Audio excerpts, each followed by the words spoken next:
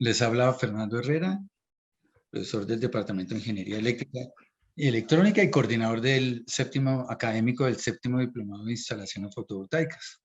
Entonces, hoy hacemos la segunda parte del taller de protecciones contra sobretensiones aplicado al caso de instalaciones fotovoltaicas. Como vimos, ya hicimos la primera sesión el pasado martes con el ingeniero Aurelio Rojas y vimos entonces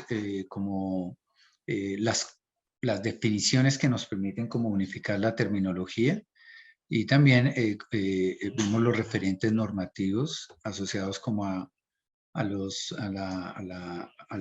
riesgo, ¿cierto? A eventos como el tema de rayos o sobretensiones que se pueden producir en las instalaciones. Y también relacionamos pues lo que es la configuración típica de un sistema fotovoltaico. Y Aurelio nos facilitó al comienzo también, mediante como ejemplos, condiciones de instalación de parques y de sistemas fotovoltaicos donde podíamos evidenciar algunas condiciones que pueden hacer vulnerable la instalación, ¿cierto? Entonces, hoy vamos con la segunda parte ya asociada al tema de criterios, ya nos presentó también el contenido. También quedamos de iniciar con las preguntas de la sesión pasada para el empalme. Entonces, pues les quiero agradecer. La charla queda grabada e instalada en la página del Laboratorio de Innovación en Alta Tensión y Energías Renovables. Juan Pablo, hacia el finalizar, les va en el chat, les colocará el enlace para que después accedan a la página y puedan visualizar la presentación, pero también algunos nos han dejado el correo, entonces lo pueden dejar aquí su correo electrónico en el chat y después los que quieran también se les puede dar acceso a través del Drive. Para quienes son integrantes de la séptima promoción del diplomado, estas dos charlas se instalan en el Drive del diplomado y como apoyo para lo que está el proceso de diseño de su proyecto conectado a la red y seguramente hacia el futuro para lo que son los proyectos aislados. Entonces, pues muchas gracias a todos. Nuestra agenda va aproximadamente hasta las 7:30, 7:45, ¿cierto, Aurelio? Pues dependiendo de las preguntas, la intervención de ustedes. Como vieron en la sesión pasada, le da mucha dinámica a la sesión. Si ustedes escriben sus preguntas aquí en el chat, las pueden escribir con mucho gusto. Vamos a ir atendiéndolas de acuerdo a la dinámica del tema. Y también pueden, en caso de que, por supuesto, tengan alguna intervención importante, abrir el micrófono para hacer la pregunta directamente a Aurelio. Entonces, muchas gracias por su asistencia y invitarlos. Entonces, seguramente en el mes de agosto, hacia el 23 de agosto, estaremos iniciando el octavo diplomado de instalaciones fotovoltaicas. En su momento les avisaremos oportunamente si va a ser presencial o virtual. Pero pues, en nombre de la Universidad Nacional, pues muchas gracias por su asistencia y como siempre tratando de cumplir la agenda, el manejo del tiempo y de la disponibilidad de su tiempo y del de Aurelio. Entonces, pues damos inicio a la sesión. Entonces, adelante Aurelio, yo estoy aquí acompañándolo y por supuesto, pues entonces lo mejor y muchas gracias. Gracias, Fernando. Bueno, muy buenas tardes para todos. En la sesión del martes trabajamos especialmente toda la parte de protección contra descarga directa, que es la protección contra daño físico que se puede presentar en los paneles asociado a un enlace directo de la corriente de rayo y las distintas configuraciones del sistema dependiendo de ese sistema de protección contra rayos. En esta segunda parte nos vamos a enfocar ya en lo que son los dispositivos de protección contra sobretensiones, orientado en la protección de los equipos y los sistemas eléctricos y electrónicos contra las sobretensiones conducidas e inducidas en el sistema.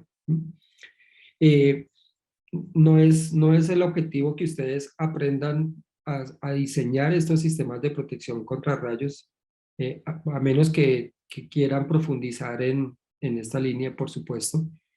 Lo importante es que ustedes entiendan los conceptos que se aplican y puedan en su momento tener un criterio para especificarlo, para solicitarlo, para complementar de alguna forma los proyectos en los que participan. Digamos que el número de normas y de documentos que intervienen en este tipo de sistemas, pues siempre requieren un nivel de atención y de profundización importante. Veíamos el tema del entorno colombiano con las descargas eléctricas atmosféricas y cómo muchos de los proyectos fotovoltaicos en Colombia están orientados en estas zonas, cómo las descargas eléctricas atmosféricas ya empiezan a generar una afectación en los proyectos aquí en Colombia y los errores más típicos que hemos encontrado.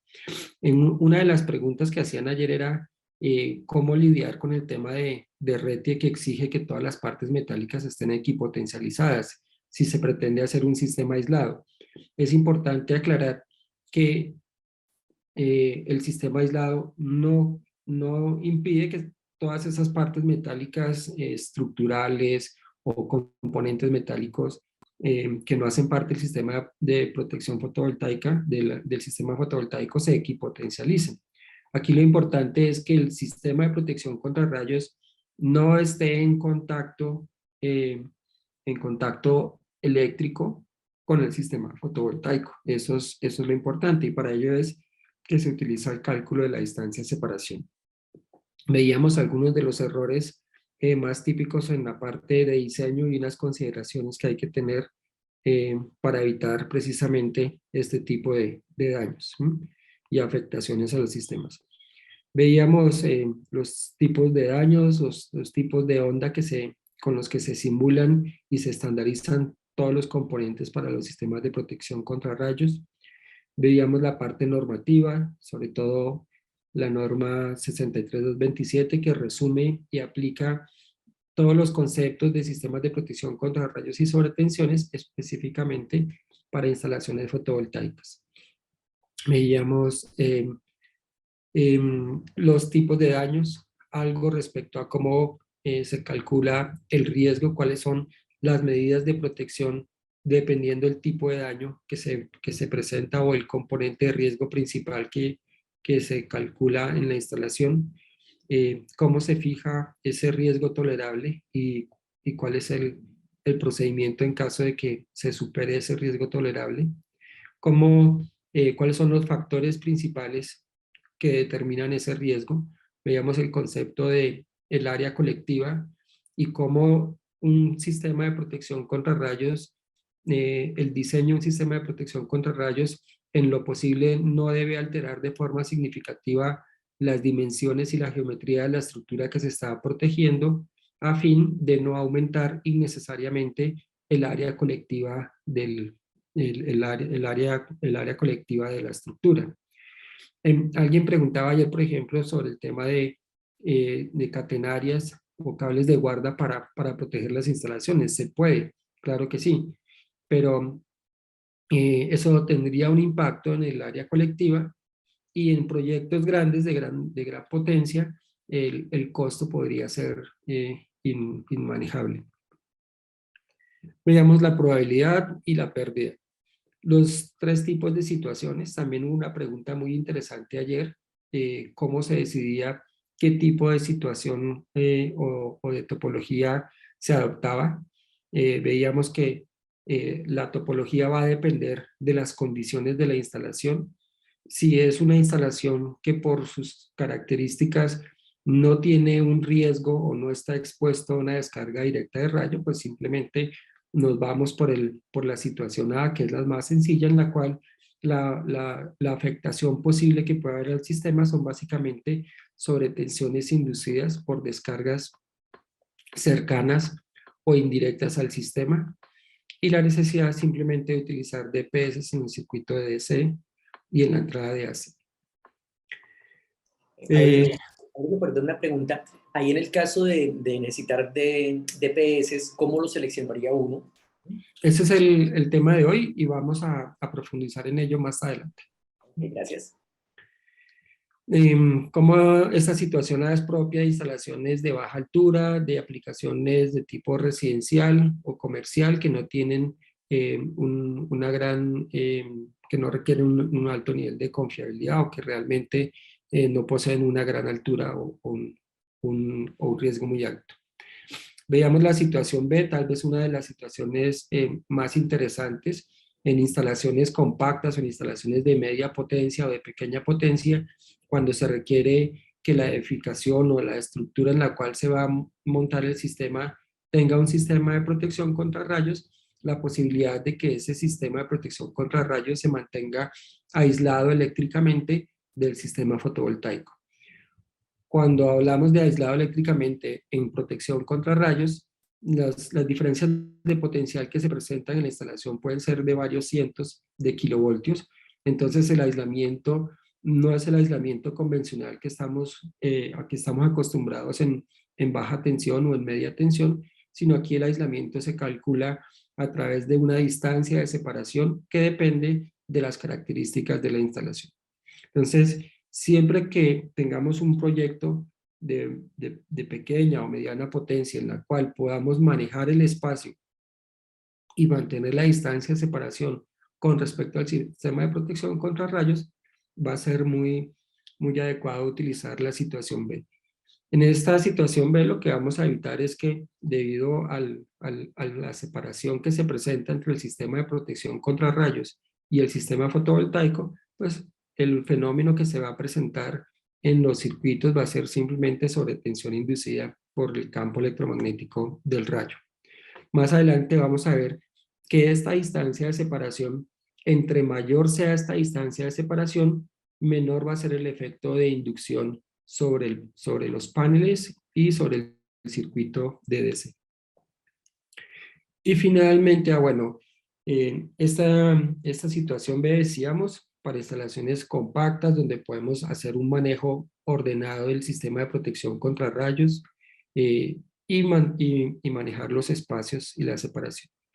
Y finalmente tenemos la situación C en la cual ya la estructura donde se va a instalar el sistema requiere un sistema de protección contra rayos y no hay posibilidad de separar eléctricamente el sistema de protección contra rayos de los paneles fotovoltaicos. Ese es el caso típico de instalaciones de plantas fotovoltaicas. En este caso, el sistema de protección contra rayos va a estar conectado sólidamente a la estructura metálica de todo el sistema de protección contra rayos y por tanto vamos a tener corrientes parciales de rayos circulando a través de la instalación en AC y DC. Este es el caso entonces de plantas fotovoltaicas donde el elemento de captación va directamente adosado a la estructura. Eso nos resume entonces lo que se conoce como un sistema aislado de protección contra rayos. El aislamiento puede ser en aire o puede ser aislamientos especiales sólidos o sistemas no aislados en el cual el sistema de protección contra rayos va conectado directamente a la estructura. Alguien preguntaba también ayer la incidencia de este elemento de captación en la eficiencia de la generación del panel con respecto al posible sombreado que genera, ¿cierto? Es algo que realmente estamos evaluando. La sospecha es que no hay una afectación apreciable en la eficiencia de la generación, pero vamos a desarrollar posiblemente con el laboratorio unas pruebas para establecer qué tanto puede ser el impacto. Veíamos los criterios para diseñar el sistema de protección, que es el método electrogeométrico, y que en la construcción o en el diseño del sistema de protección contra rayos debemos tener en cuenta el radio de la esfera rodante para determinar la separación máxima entre los elementos de captación, que teníamos que utilizar también el método del ángulo de protección para determinar que hubiera un cubrimiento adecuado en el volumen del panel y que teníamos que establecer el cálculo de la distancia de separación.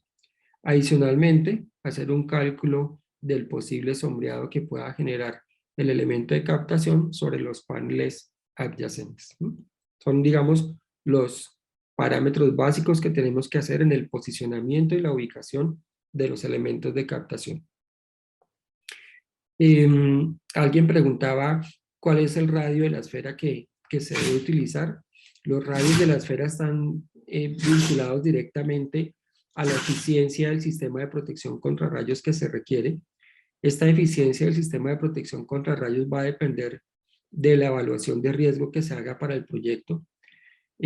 Normalmente para proyectos fotovoltaicos a gran escala se trabaja normalmente o un nivel de protección 3 o un nivel de protección 4 con radios de esfera rodante entre 45 y 60 metros. Y el ángulo de protección pues va a depender de la altura de los mástiles que se estén utilizando para el diseño. Veíamos el cálculo de la distancia de separación. También alguien preguntaba, es un cálculo relativamente sencillo si se conoce el concepto de cómo calcularlo. La norma establece los valores de los parámetros que se deben estimar para cada uno de las situaciones, donde cada I depende del sistema de protección contra rayos, el número de bajantes y el medio a través del cual va a circular, podría presentarse la chispa o el arco eléctrico, y la longitud del punto al punto equipotencial desde donde se está calculando la distancia. Y el tema de sombreado, que ya habíamos mencionado. ¿Una pregunta? ¿Escuchan? Sí, señor. Ese que acabo de explicar ahí, profesor, si no lo entendí yo muy bien, ¿cómo es que se saca, la verdad? Sí. Tal vez no vamos a poder tener el espacio adecuado, pero lo cierto es que sí es necesario, cuando se decide implementar un sistema aislado, cubrir o garantizar que se va a mantener una distancia de separación. Esa distancia de separación depende de estos 4 parámetros. K sub I, ¿cierto? Las normas nos dan el valor del K sub I. K sub I puede ser 0.08 para un sistema clase 1, 0.06 para un sistema clase 2, 0.04 para un sistema clase 3 o clase 4. O sea, K sub I es un parámetro que puede tener estos 3 valores, ¿cierto? Entonces, simplemente lo da la norma. K sub C. K sub C va a depender del número de bajantes del sistema de protección contra rayos. Un sistema de protección contra rayos, el edificio como tal, puede tener en su diseño final o en su construcción final, puede tener un número plural de bajantes, ¿cierto? Incluso la norma establece que hasta puede tener una bajante en el caso específico de sistemas aislados. Únicamente en sistemas aislados podríamos considerar una bajante. Pero normalmente un diseño del sistema de protección contra rayos puede tener 2 bajantes, puede tener 3 o incluso puede tener muchas más bajantes, ¿cierto? Dependiendo del número de bajantes que tenga, si es 1, 2 o 3 o un número plural de bajantes, este K sub C va a variar, puede valer 1.066, 0.064, etc. O sea, es un parámetro que también se toma de las tablas de las normas, o es un parámetro que si también se quisiera en proyectos más complejos, también se puede calcular dependiendo el número plural de bajantes que podemos tener. Pero para efectos prácticos se puede tomar el parámetro que da la norma. Profesor, disculpe, ¿los bajantes se refiere a qué? ¿Los bajantes? Sí, se refiere a los conductores que están entre los elementos de captación y los electrodos de puesta a tierra. Listo. Del sistema de protección contra rayos. El K sub M es un parámetro que va a depender de cuál es el medio que estamos usando como aislamiento entre el sistema de protección contra rayos y la estructura del objeto que queremos proteger. Entonces, si es aire, si lo que estamos es tratando de separar el panel solar con aire a través del elemento de captación, pues entonces ese parámetro va a valer 1, Si es a través de un muro, ese parámetro va a valer 0.05. Existen materiales de fabricantes, por ejemplo, que ya desarrollan su propio parámetro de aislamiento. Entonces, un fabricante puede decir, bueno, mi K sub M es 0.07, etc. ¿Qué es lo que se hace? Simplemente se toman esos tres parámetros, K sub I, K sub C, K sub M, se hace la operación, y el último parámetro que nos queda por definir es la longitud. ¿Cuál es esa longitud? Esa longitud va a ser la longitud en el punto en que estamos evaluando la distancia de separación. Digamos, vamos a evaluar la distancia de separación en este punto. ¿Cuál es este S? Entonces vamos a tener que tomar la longitud desde este punto, la longitud más corta, hasta el punto de conexión con la puesta a tierra en la parte inferior del edificio. Entonces, esos son los parámetros con los cuales se calcula la distancia de separación. Alguien decía que es un tema nuevo, realmente no es nuevo, siempre ha existido en la normatividad, pero muy poco estamos acostumbrados a verlo y a calcularlo en los proyectos fotovoltaicos.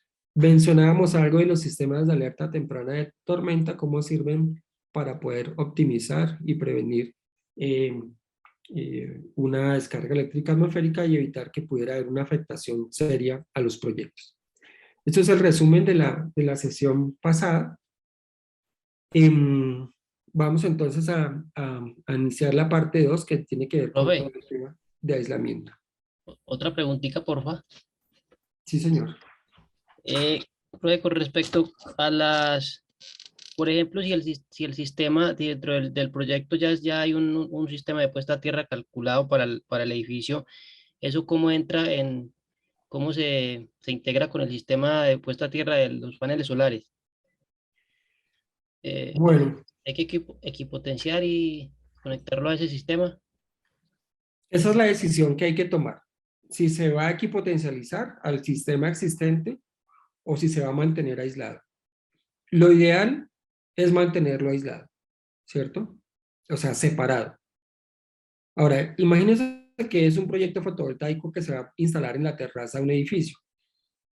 Al montar usted unas estructuras con paneles solares en la terraza del edificio, ya se altera el volumen y la geometría del edificio. Entonces hay que recalcular el sistema de protección contra rayos. Muy posiblemente el sistema que existía antes del proyecto no va a ser suficiente para darle cubrimiento a los paneles y al proyecto nuevo que viene, ¿cierto? Entonces va a ser necesario hacer un replanteamiento del diseño del sistema de protección contra rayos. Por lo menos en la parte de captación. Lo que son las bajantes y el sistema de puesta a tierra, los electrodos de puesta a tierra, todas esas cosas se pueden mantener y pueden ser perfectamente funcionales para el nuevo proyecto. Pero la parte de captación sí va a requerir una evaluación para ver si es suficiente para darle cobertura a los nuevos equipos que se van a instalar. Mm, Pues digamos, y tiene que tener, digamos, unas especificaciones también de la distancia entre la tierra de los paneles y la tierra del edificio. Pues ya eso es de diseño. Ya habría que calcularla y establecerla. Eso sería lo ideal. Si definitivamente no se puede considerar que haya un aislamiento eléctrico, entonces ya se utiliza el sistema de protección contra rayos adosado a los paneles solares, a las estructuras, a la tierra del sistema fotovoltaico, y ya vienen unas implicaciones desde el punto de vista de protecciones que vamos a ver el día de hoy. Listo, muchas gracias. Bueno, entonces cuando estamos hablando de este tipo de eventos, en los circuitos eléctricos de DC y de AC se van a presentar sobretensiones, ya sea por la inducción del campo electromagnético del rayo o ya sea por la circulación de esas corrientes parciales de rayo por acople capacitivo o acople resistivo en los circuitos de AC y de DC. Esas sobretensiones van a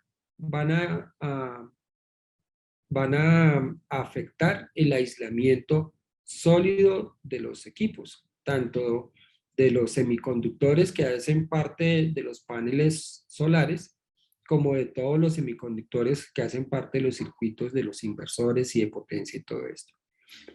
Todos los equipos eléctricos tienen unos niveles de aislamiento máximo.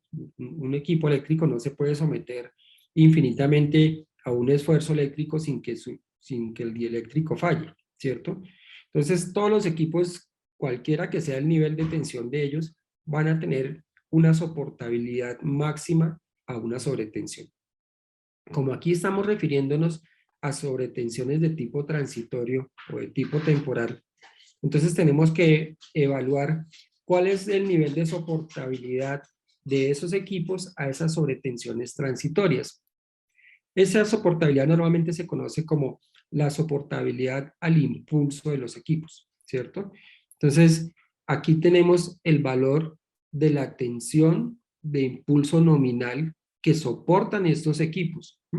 Entonces, aquí vemos, por ejemplo, un equipo alimentado a 120 voltios o a 240 voltios.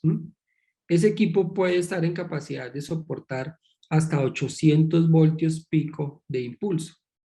Si el equipo está categorizado dentro de lo que se conoce como una categoría de sobretensión 1.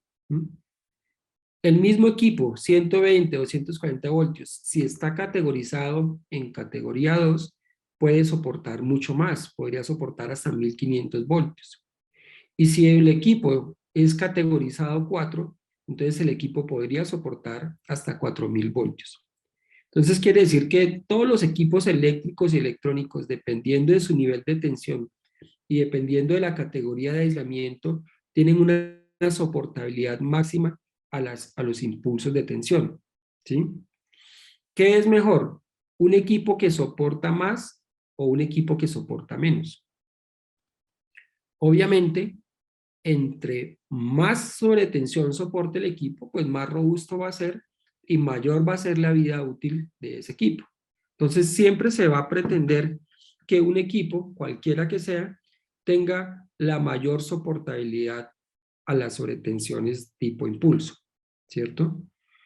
Obviamente, si yo quiero comprar, por ejemplo, una fuente de DC y pretendo que esa fuente tenga un nivel de aislamiento de 4000 voltios, pues esa fuente va a tener que tener un aislamiento reforzado, va a tener que tener unas protecciones internas, va a tener que tener unas consideraciones especiales de diseño. Mientras que si es una fuente comercial, convencional, pues seguramente el fabricante va a tener la especificación técnica mínima, si es que la cumple, en cuanto a la soportabilidad. Entonces, esta es la tabla de tensión soportable al impulso para equipos eléctricos en AC y en DC, hasta 1000 voltios en AC y hasta 1500 voltios en DC. A partir de aquí, si a un equipo eléctrico o electrónico se permite que hayan sobretensiones mayores a estos valores, pues lo que estamos exponiendo es que ese equipo ya empiece a degradarse su aislamiento interno o el equipo pueda entrar en modo de falla. Supongamos, tengo un equipo categoría 1 que soporta hasta 800 voltios y se presentó una descarga eléctrica atmosférica y se generó una sobretensión de 5000 voltios pico en el circuito. Muy posiblemente ese equipo, que soporta apenas 800 voltios, puede ya empezar a entrar en modo de falla. Bien puede simplemente apagarse, resetearse momentáneamente. Si son equipos, por ejemplo, de ruta crítica, eso puede ser inaceptable en muchos casos. Si es un equipo comercial, muy posiblemente se va a dañar y se va a quemar inmediatamente. Entonces, esas sobretensiones no podemos permitir en este caso que el equipo soporte esos 800 voltios. Y así para cualquier equipo, dependiendo de su nivel de alimentación y de su categoría de sobretensión. ¿Alguna pregunta o comentario a este momento? Este es el dato de entrada que tenemos que conocer siempre cuando se va a diseñar un sistema de protección contra sobretensiones. ¿Cuánto soportan los equipos? Bueno, si los equipos soportan esto, tenemos que limitar esas sobretensiones por debajo de estos valores.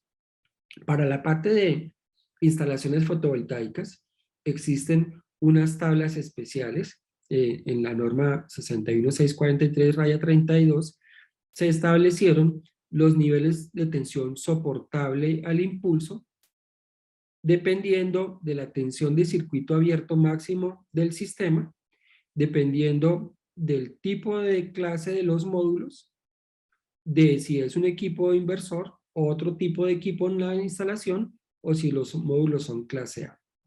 El profesor Amortegui llegó, no sé, Pacho, ¿quiere decir algo? Sí, como dice que es deseable que los equipos sean de mayor categoría y soporten más, debe haber alguna limitante que tranque que uno coja las demás categorías. Uno esperaría que son altamente costosos, ¿no? Sí, digamos que ya son los equipos para uso industrial, ¿cierto? Los que tienen ese tipo de clasificación. De hecho, es muy difícil encontrar en fichas técnicas de equipos no industriales el nivel de soportabilidad del impulso. Mientras que para equipos que son para uso industrial, normalmente ya un fabricante siempre establece y lo hace explícito la categoría de aislamiento para la cual él fabricó y garantiza que el equipo está diseñado y construido. Bueno, entonces tenemos dos tablas importantes. Esta tabla que nos define los niveles de soportabilidad para instalaciones AC y esta tabla que nos define los niveles de soportabilidad para los equipos en instalaciones fotovoltaicas en DC. Miremos un ejemplo. Este es un inversor ABB, ¿cierto? Una línea para sistemas fotovoltaicos. Entonces, ¿cuáles son los datos relevantes que nos interesan? Nos interesa entonces, por ejemplo, la tensión de circuito abierto máximo del sistema. Entonces, según este parámetro, acá nos dice que la tensión máxima de circuito abierto son 900 voltios. Entonces, con estos 900 voltios, ya inmediatamente nos vamos nosotros a la columna de inversores y miramos dónde están los 900 voltios. Entonces, acá tenemos un rango que va de entre los 600 y casi los 1000 voltios, entonces nos vamos a ubicar en este rango. Ese inversor, por defecto, en instalación fotovoltaica, debería soportar hasta 4000 voltios en impulso sin afectarse. Sin afectarse no quiere decir que no haya una degradación o una posible degradación o acortamiento de la vida útil de ese inversor, pero por lo menos debe soportar esos 4000 voltios sin tener una afectación inmediata al equipo. El otro parámetro que nos interesa es la tensión de salida del inversor, ya lo que es la conexión en AC. Entonces, la tensión en salida en AC son 230 voltios. Con esta tensión en salida en AC nos vamos a esta tabla. Entonces vamos 230 voltios, aquí lo tenemos, y lo que nos queda por establecer es cuál es la categoría de aislamiento de este equipo, si es categoría 1, 2, 3 o 4, ¿cierto? Entonces, tenemos que buscar en la ficha técnica del equipo, tenemos que buscar la categoría. Y efectivamente, aquí la encontramos. Entonces, el fabricante establece que la categoría de sobretensión de este equipo es categoría 3. Entonces, nos vamos a la tabla nuevamente. Entonces, 230 voltios, categoría 3, 4000 voltios. O sea que este equipo en AC y en DC soporta 4000 voltios. En DC tenemos una tensión de circuito abierto de 900 voltios con una tensión de soportabilidad máxima de 4000 voltios y en AC tenemos una tensión nominal de 230 voltios AC, categoría 3 de aislamiento y un nivel de soportabilidad máximo de 4000 voltios. O sea que la misión que tenemos en este sistema o en esta instalación es evitar que en el circuito de DC las sobretensiones superen estos 4000 voltios y en el circuito de AC supere también 4.000 voltios. ¿Qué tanto debe limitarse la sobretensión en este barraje, en este uso o en la entrada? Entre más bajo limitemos este valor, pues mayor va a ser la vida útil del equipo y mayor va a ser la confiabilidad de la instalación. Entonces ahora vamos a hacer, a partir de este requerimiento básico, vamos a hacer la selección del dispositivo de protección contra sobretensiones que se debería instalar tanto en el circuito DC como en el circuito de AC. ¿Alguien tiene una pregunta? Sí, señor, buenas tardes. Buenas tardes. Ingeniero, el tema de soportabilidad del impulso, pues uno no sabe qué es un impulso, pero ¿en qué orden de tiempo se relaciona? No sé, 20 milisegundos, microsegundos. El impulso de tensión está normalizado en una forma de onda 1.250, que es la forma de onda estandarizada para medir aislamiento. Entonces, siempre estos 4.000 voltios se miden en un impulso de forma 1.250. Estos 4.000 voltios se miden en 1.250. Normalmente, siempre que estamos hablando de aislamiento, se mide en un impulso de tensión normalizado 1.250. Eso es 1.2 microsegundos en tiempo de frente y 50 microsegundos en tiempo de cola. O sea, es lo más parecido a simular los efectos asociados a una sobretensión transitoria de origen atmosférico. Y esto es lo mismo que el bill de los transformadores. Estamos El mencionando algo muy similar. el mismo criterio, solamente que manejado ya para la parte de baja tensión. Listo, muchas gracias. Aurelio, Bueno. en el chat hay una pregunta de Benjamín. ¿Cuál debe ser el valor de la resistencia de puesta a tierra?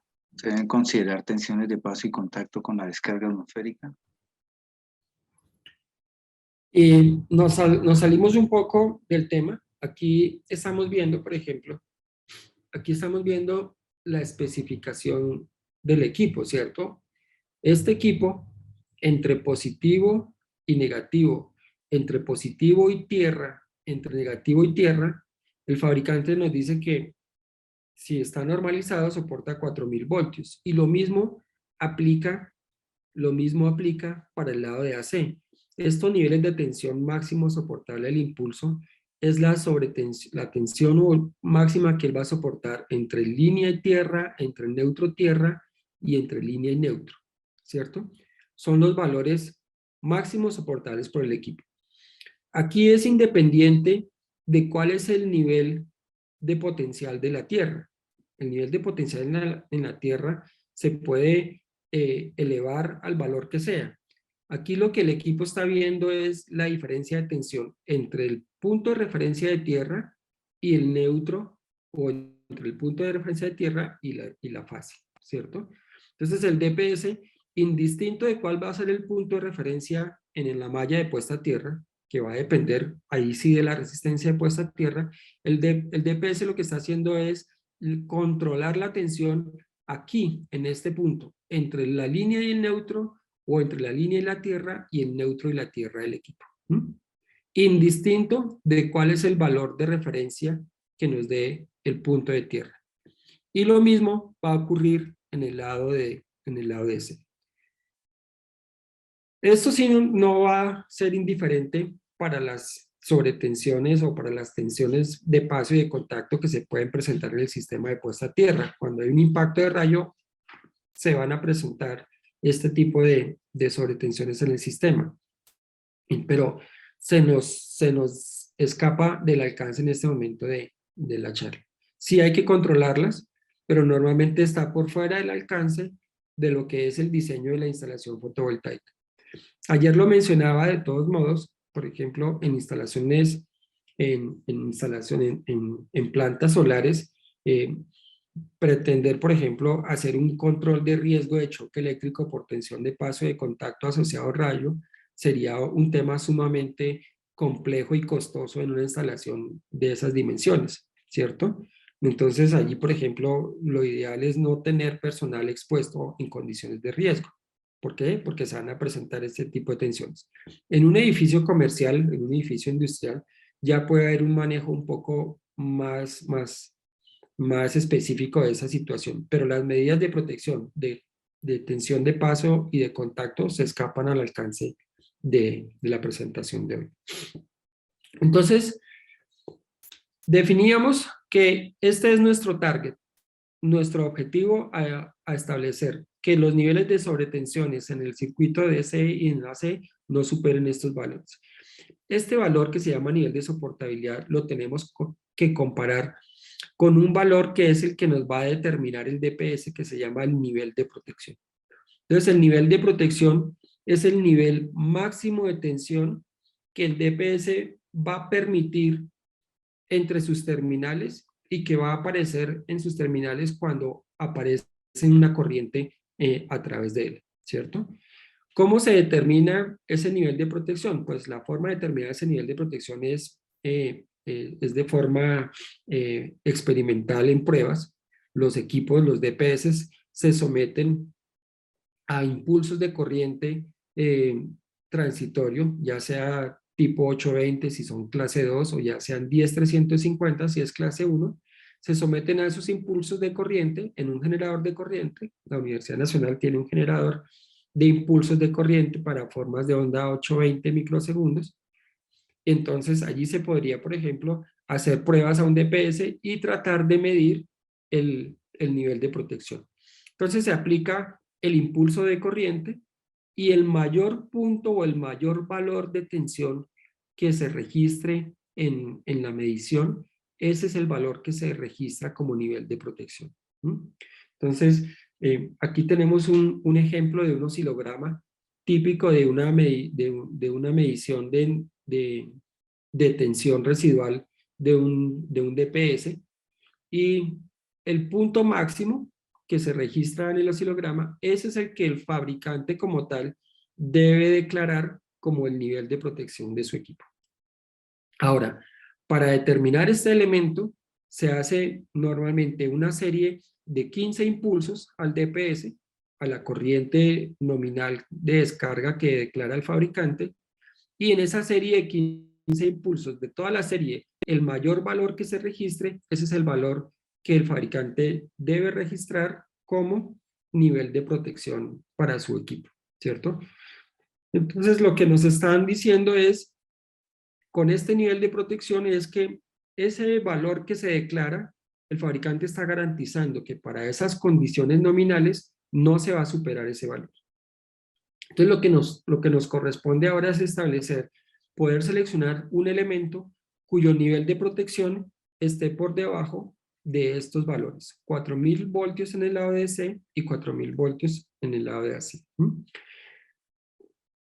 Lo otro y lo siguiente importante es decir, bueno, ya sabemos que el nivel de protección debe ser menor de 4000 voltios. Ahora la pregunta es, ¿con qué tipo de corriente se debe probar? Si se debe probar con una corriente 820 microsegundos, que es el impulso de color verde que vemos aquí en la pantalla, o si se debe probar con un impulso de corriente 10350, que es el impulso de color rojo que vemos acá. Obviamente, la robustez y la característica del dispositivo va a tener que ser muy diferente si es para un impulso en forma de onda 820 o si es para una descarga en forma de onda 10350. Siempre el impulso en forma de onda 10350 es un impulso de corriente que está asociado a la situación C, que es aquella en la cual va a haber corrientes parciales de rayos circulando a través de la instalación. Entonces, esta es la consecuencia directa de no poder mantener separado eléctricamente el sistema de protección contra rayos de la instalación fotovoltaica. Si logramos mantener separado el sistema fotovoltaico del sistema de protección contra rayos, entonces vamos a lidiar con corrientes mucho menores y mucho más pequeñas. Es mucho más fácil lidiar con esto que lidiar con esto. Mucho más costoso lidiar con esto que lidiar con esto, ¿cierto? Y la confiabilidad de la instalación va a ser mucho mayor manteniendo controladas las corrientes a tener que tener corrientes parciales de rayo. ¿Alguna pregunta, comentario hasta acá? Muy bien. Entonces vamos a hacer una selección de un DPS. Tenemos este DPS de un fabricante que nos dice que es un DPS para una tensión de 1000 voltios. Como la tensión de circuito abierto máximo que teníamos en el inversor que estamos tomando como ejemplo son 900 voltios, entonces vamos a tomar un DPS con una tensión de 1000 voltios. Entonces es el primer parámetro que debemos tomar, que la tensión continua de operación del DPS sea mayor a la tensión, mayor o igual a la tensión máxima en circuito abierto del sistema. Tiene que ser mayor porque si es menor, entonces cuando el sistema fotovoltaico llegue a su máxima tensión en DC, puede entrar en operación de forma indebida al DPS. Entonces siempre vamos a tener que la tensión continua de operación o la tensión nominal del DPS sea mayor o igual que la tensión nominal del sistema en donde se va a instalar. Como ya lo decía, 900 voltios, entonces podemos tomar una tensión de 1000 voltios. El siguiente parámetro que nos dice acá es que este DPS tiene una corriente de prueba total en forma de onda I-350 de 12.5 kiloamperios. O sea, quiere decir que este elemento nos podría servir para una condición en la cual hubieran corrientes parciales de rayos circulando por los circuitos de DC. Y el parámetro que estábamos buscando es el nivel de protección. Entonces acá tenemos el nivel de protección, el U sub P, que para este elemento es de 2.5 kilovoltios, ¿cierto? Eso quiere decir que es la tensión máxima que va a presentar en terminales este dispositivo, es este pico de tensión, cuando se aplica una corriente de 12.5 kiloamperios en forma de onda I-350. Como es 2.5 kilovoltios y el objetivo que tenemos es 4 kilovoltios, pues es un DPS que se nos puede ajustar a la necesidad que tenemos. O sea, está recortando muy por debajo de 4000 voltios. O sea que tenemos un buen margen de seguridad en caso de que decidamos instalar este elemento. Entonces, ya tenemos seleccionado... Perdón, ingeniero, una pregunta, perdón. Sí. En la anterior, pues ese DPS es 1+2, ¿cierto? O sea, una es la corriente en clase 1 y la otra en clase 2, las dos que están ahí. No, sí es clase 1+2, aquí lo vemos, es un tipo 1 y tipo 2, pero aquí solamente tenemos la corriente 10-350. Posiblemente habría que ir a la ficha técnica completa para establecer cuál es el valor de prueba en tipo 2. Estos elementos se le dice tipo 1 y tipo 2 porque el fabricante hace los dos tipos de pruebas. Hace 10-350 y declara el valor en 10-350 y hace la prueba también en tipo 2 en 820. Simplemente que aquí para este caso no la incluí para el ejemplo. Vale, gracias. Entonces ya tenemos seleccionado el primer dispositivo, es un dispositivo de 1000 voltios de tensión continua de operación, 12.5 kiloamperios en 10-350 y un nivel de protección de 2.5 kilovoltios. Entonces, perfecto, ¿cierto? Entonces podemos tener ahí. Por este lado, entonces tenemos listo, no tengo el ejemplo de ACE, pero bueno. ¿Alguien más está preguntando? Sí, señor. Mira que precisamente estos días hemos estado al tanto de un sistema solar fotovoltaico y resulta que el inversor, la marca específica es Huawei, ya trae los DPS inmersos en su sistema, ¿cierto? Ya vienen integrados al inversor. Sin embargo, en la ficha técnica tenía tipo 2 y el nivel de riesgo que nos arrojó la evaluación fue un nivel de riesgo 2, lo que quiere decir que básicamente necesitábamos un DPS tipo 1. Sin embargo, pues la decisión no es fácil porque se nos aumenta bastante los costos y además que el fabricante ya los está incluyendo como protección para el sistema. No sé si tengas alguna consideración o si es necesaria una protección adicional a las que trae el inversor de fábrica. Si no se le puede dar manejo para que el sistema de protección contra rayos no esté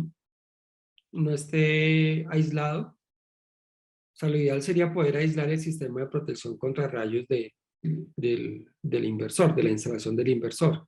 Eso es imposible, por ejemplo, en estaciones de telecomunicaciones es imposible, porque en instalaciones de telecomunicaciones las antenas y todos los equipos de radio están instalados en la torre, y al estar instalados en la torre, cuando hay impacto directo en la torre, hay corriente parcial de rayos circulando por los circuitos de comunicaciones y por los circuitos de DC.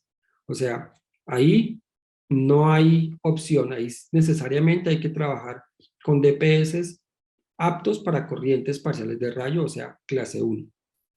Ahora, si el equipo ya viene con un DPS clase 2, sí hay que buscar la forma de tratar de coordinar ese DPS clase 2 con un DPS clase 1.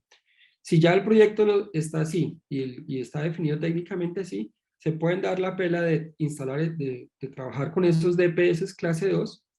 Muy posiblemente si es recurrente el tema o si el nivel de riesgo es relativamente alto, pues esos DPS van a ir fallando gradualmente y ir haciendo el reemplazo a DPS clase 1 o clase 1 más 2.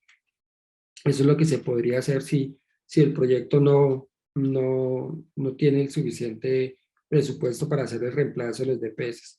Digamos que ahí el problema es desde la especificación misma del proyecto. Ya si la especificación no fue clara en eso, pues el fabricante puede o el proveedor puede pararse en la raya de que él va a suministrar DPS clase 2. Ahora, algo interesante es que todos los equipos electrónicos tienen internamente varistores, ¿cierto? Por ejemplo, este inversor de ABB tiene internamente varistores. Aquí tenemos una configuración en conexión que se llama conexión tipo Y internamente dentro del inversor. O sea que el inversor como tal ya tiene una protección. ¿Qué ocurre? Que estos varistores, en el momento que fallen estos varistores, que es un elemento degradable, pues va a ocasionar una falla o una parada interna del inversor. Posiblemente va a evitar un daño severo a un componente más crítico del inversor, pero esa etapa de entrada o de potencia o de protección, pues va a tener que requerir un mantenimiento. Entonces siempre va a ser recomendable tener una protección externa que sea fácilmente monitoreable, que sea fácilmente supervisable y fácilmente intercambiable de sacrificio con respecto a no tener que sacrificar la confiabilidad o la operación del equipo principal. Entonces, la alternativa que ustedes tienen es coordinar ese DPS clase 2 con un DPS clase 1 o simplemente dejar ese DPS clase 2 operando, haciendo una supervisión y una vigilancia continua de ese elemento. Los DPS tipo varistor se les puede monitorear la degradación fácilmente. Ellos vienen con unas condiciones iniciales de fábrica y si el DPS empieza a entrar en fase de deterioro, esas condiciones empiezan a cambiar rápidamente. Entonces hay una prueba de corriente que se llama tensión, una prueba de degradación que se llama tensión de referencia, que se le puede hacer al DPS para hacerle seguimiento a ver qué tan deteriorado está. Si ya el DPS entra en su fase, el varistor entra en su fase de deterioro, pues ahí sí es recomendable de una vez hacer el cambio del elemento y no esperar a que falle y eventualmente se dañe el equipo.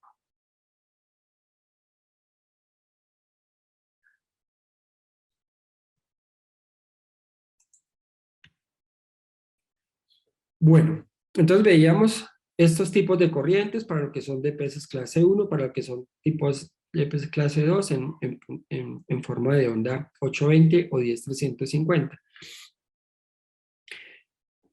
Dependiendo entonces del tipo de situación o de configuración que se nos presente, entonces vamos a hacer ese tipo de selección de clase del DPS. Siempre que no tengamos impacto directo de rayo, que solamente vamos a manejar el efecto inducido por campo electromagnético, pues vamos a utilizar DPS clase 2.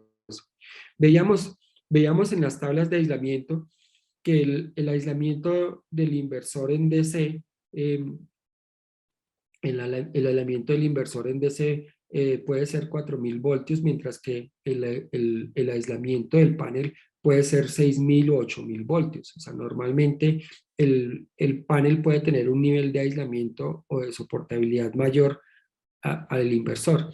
Entonces, por ello se le da prioridad siempre a instalar el DPS en el lado del inversor.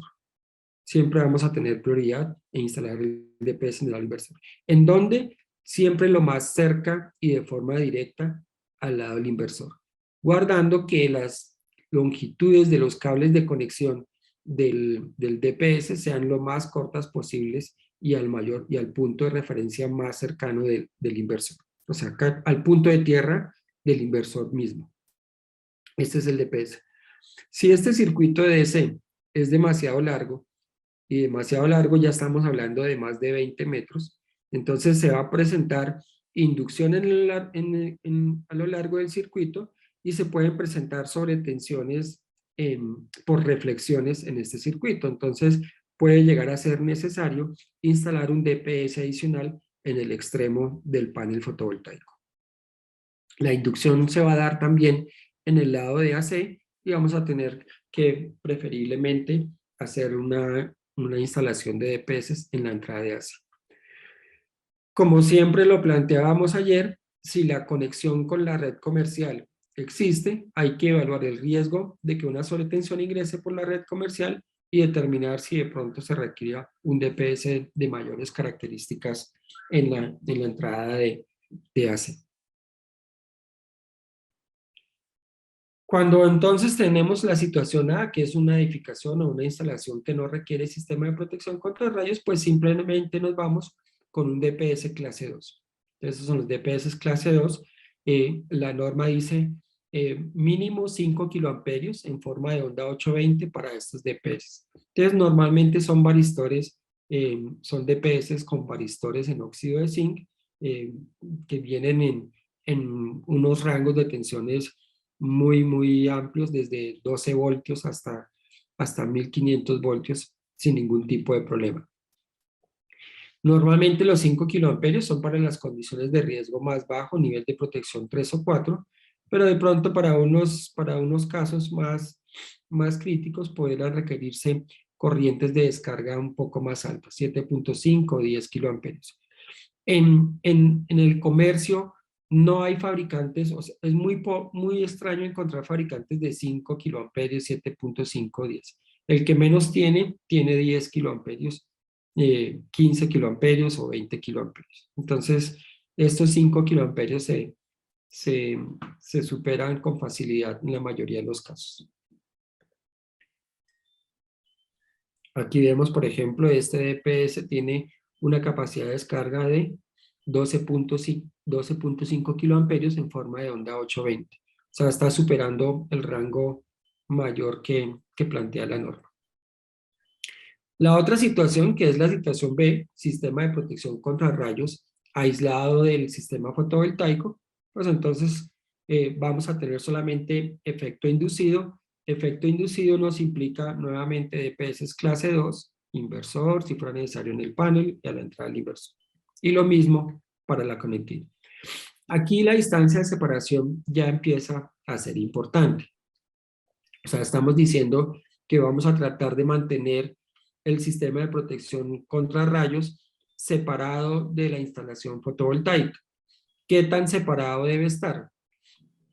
Pues la idea es que entre más separado esté el sistema de protección contra rayos de la instalación fotovoltaica, pues menor va a ser la inducción sobre las celdas del panel solar. Aquí tenemos un montaje de laboratorio donde se trata de evaluar el efecto de una corriente de rayos simulada, aquí a través de un conductor. Este conductor está simulando que tenemos una corriente de rayo.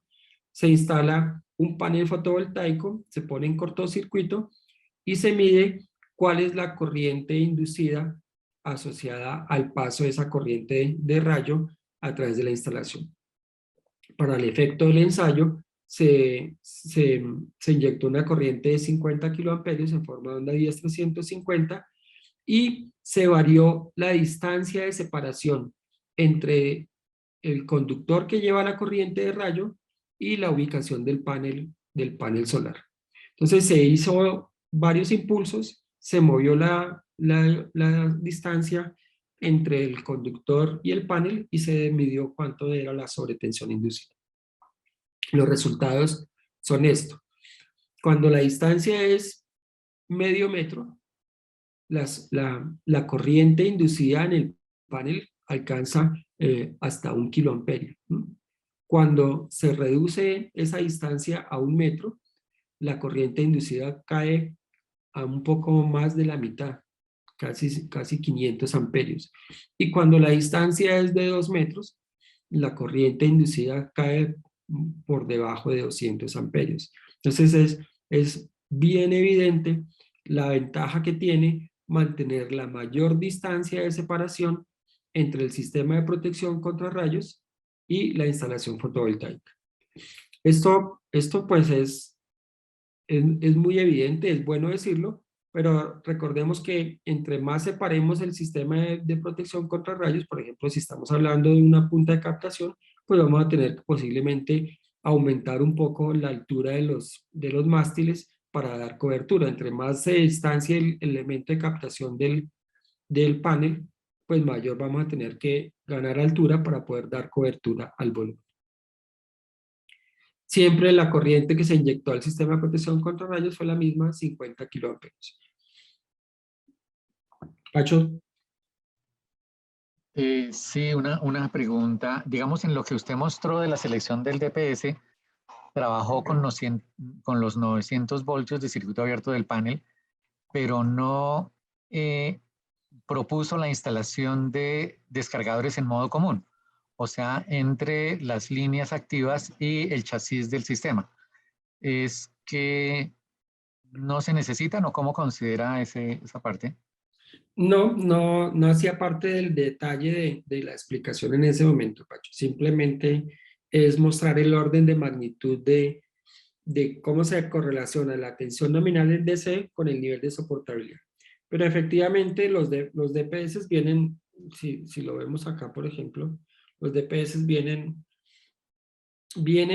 para conectar entre positivo y tierra, entre negativo y tierra, para cubrir los distintos modos de acople de la sobretensión.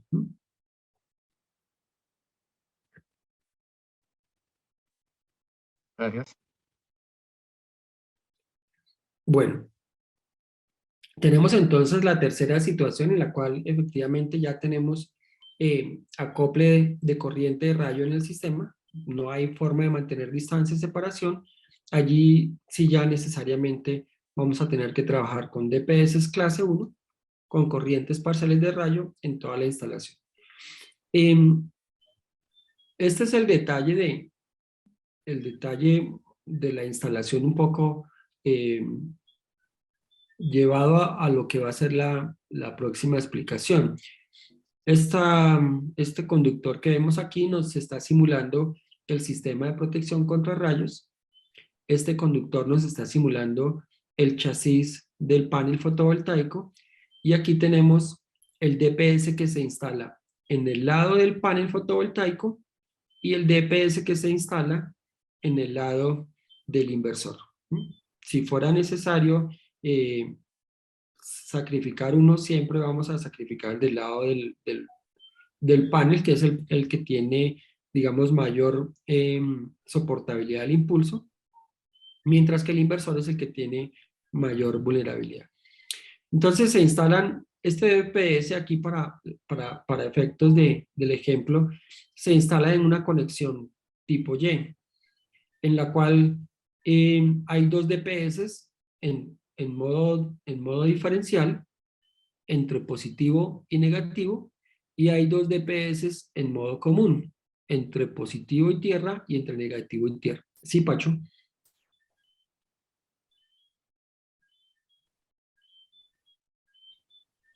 Es que no había bajado la...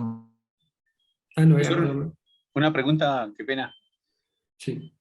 Profesor, disculpe, uno normalmente en la instalación ve que usted sale de los paneles, sale con los, bueno, tiene usted 4 paneles y los tiene en serie y sale de ahí a una caja de desconexión o de breaker, ¿cierto? Sí.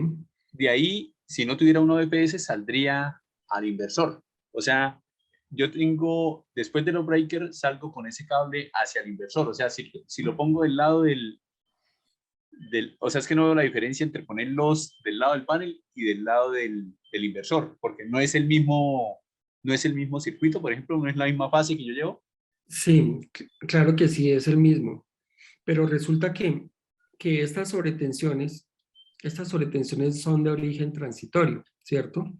Entonces, la distancia, el punto de instalación o la distancia entre la instalación del DPS y el equipo va a ser muy importante. ¿Por qué? Porque cuando este DPS descarga, va a haber una inducción, va a haber una inducción sobre el tramo de circuito que queda.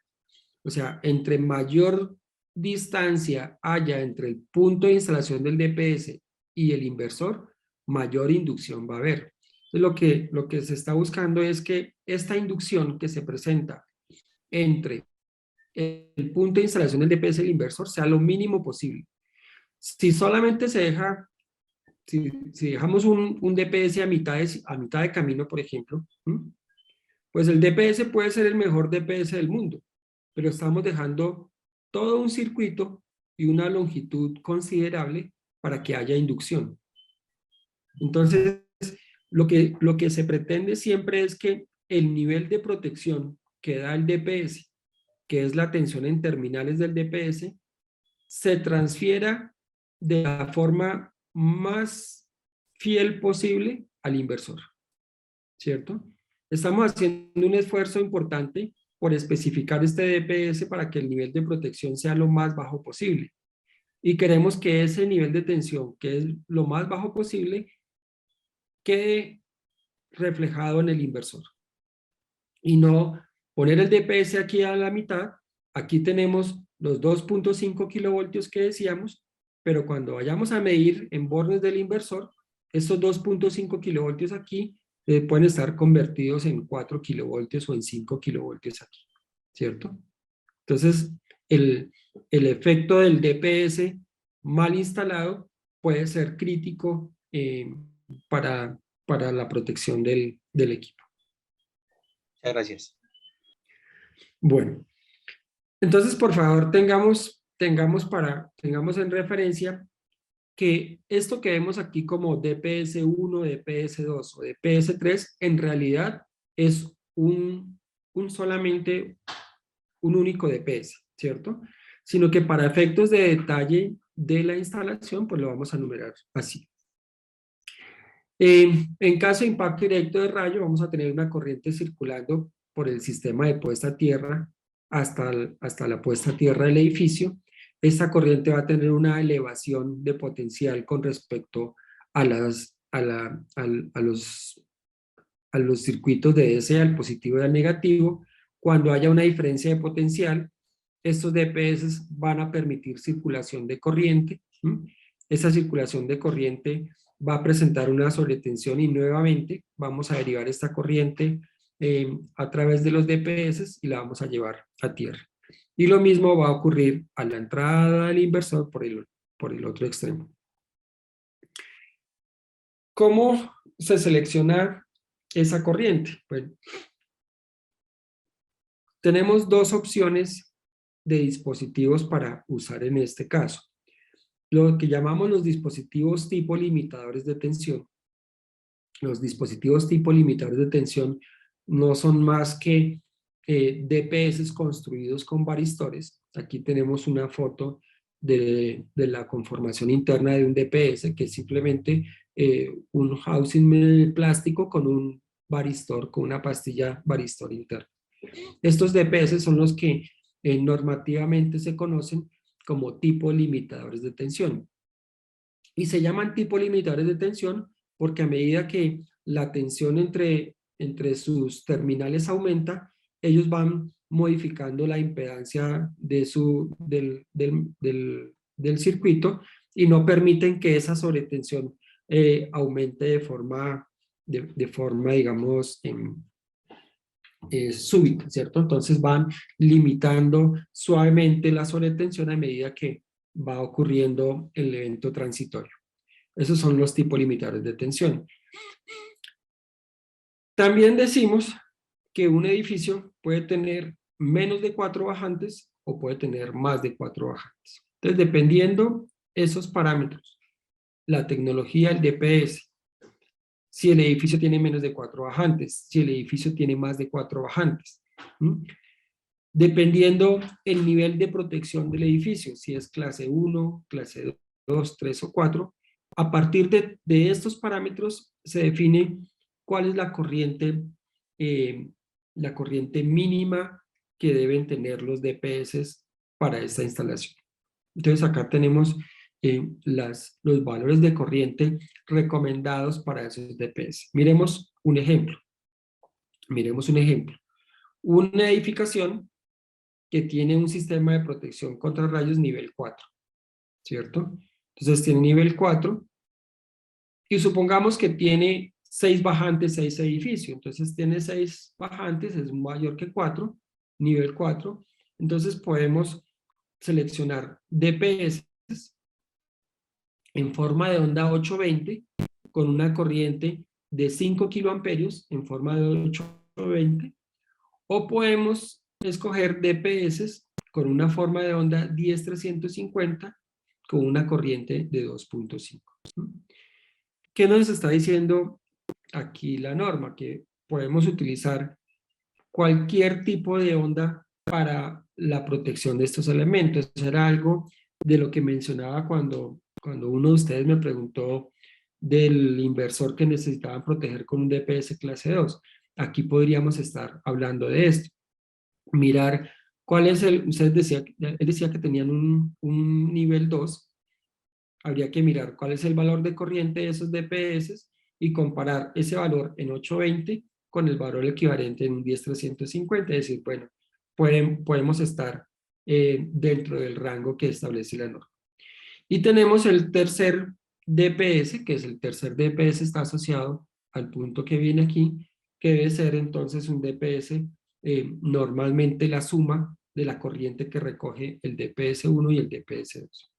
Entonces, para el ejemplo que estamos viendo, 10 kiloamperios en 820 o 5 kiloamperios en 10350. Esta es solamente una guía para selección de los valores mínimos de corriente para los DPS en tecnología tipo limitador de tensión. Existen otro tipo de tecnologías, por ejemplo, la tecnología tipo Spark-Gap.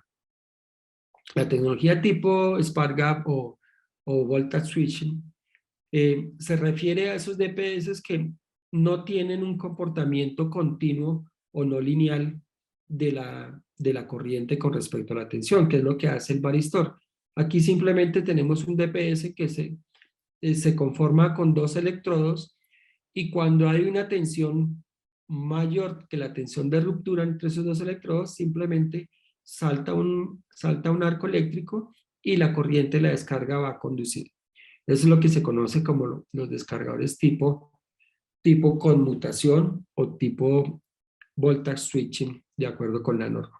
En el RETIE los encuentran como tipo conmutación de tensión. Entonces, la norma establece tanto para los DPS tipo limitadores como para los DPS tipo conmutación cuáles son esos valores de corriente mínimos recomendados para la instalación.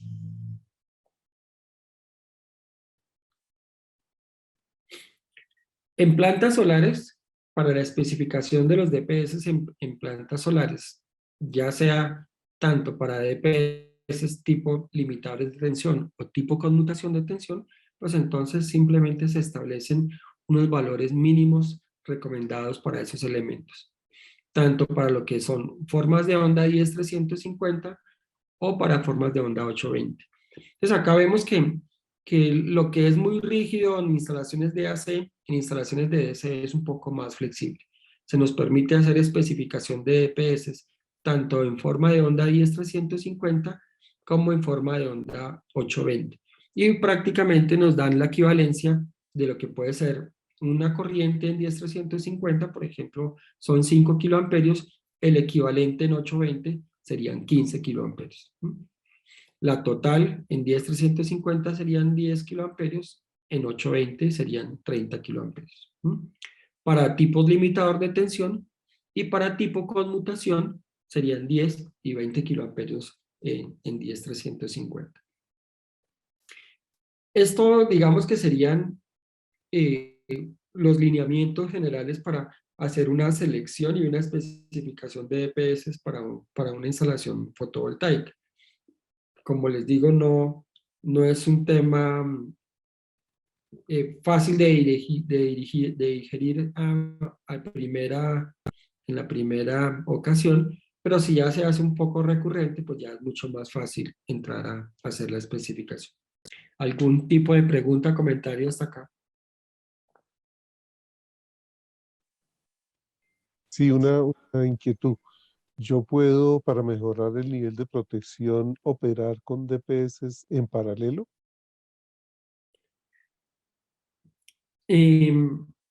Bueno, todos los DPS se instalan en derivación, ¿cierto? Se instalan en derivación. Supongo que cuando usted me está diciendo paralelo es instalar, por ejemplo, un DPS tipo de conmutación de tensión en paralelo con un tipo varistor, o tener No, dos tipos varistores, dos tipos de varistor, o no, del mismo tipo, del mismo tipo. para aumentar la capacidad pues, de drenaje de la corriente del rayo. Sí se puede hacer, no se aumenta. Si por ejemplo se instalan dos DPS iguales en paralelo y cada uno es de 10 kiloamperios, no quiere decir que la capacidad que usted tiene de descarga ahora va a ser 20. No funciona así, porque el primer DPS que empiece a conducir, no existen DPS idénticos, y el primer DPS que empiece a conducir va a llevar la mayor parte de corriente, ¿cierto? Entonces sí aumenta usted la capacidad de descarga, pero no aritméticamente. O sea, si son dos de 10 kiloamperios, no va a tener 20. Pero sí aumenta su capacidad. Aumenta capacidad de descarga y aumenta confiabilidad. Claro que sí.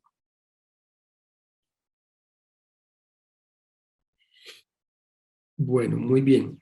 Aurelio, hay unas preguntas en el chat que complementan parte del desarrollo de la conferencia, ¿cierto? Digamos, creo que Benjamín ahorita preguntó lo de trabajar en paralelo y de qué magnitud LCU se debe seleccionar la protección asociada al DPS. ¿Debe ser de la máxima para la que viene especificado el DPS? Pregunta Juan. Y asociado a esta pregunta, ¿qué parámetro de distancia debo tener entre paneles e inversor que amerite la instalación de los DPS adicionales? Usted durante la charla mencionó una distancia aproximada de 20 metros, ¿no? Pero, por supuesto, si quiere ampliar la idea.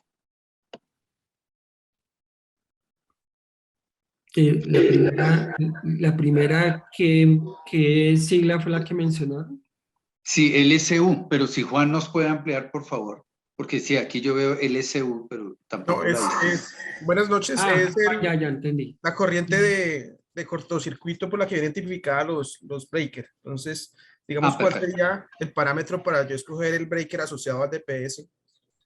Sí, esa es una pregunta muy, muy importante e interesante, porque los DPS, todos los DPS, eventualmente pueden entrar en modo de falla, ¿cierto?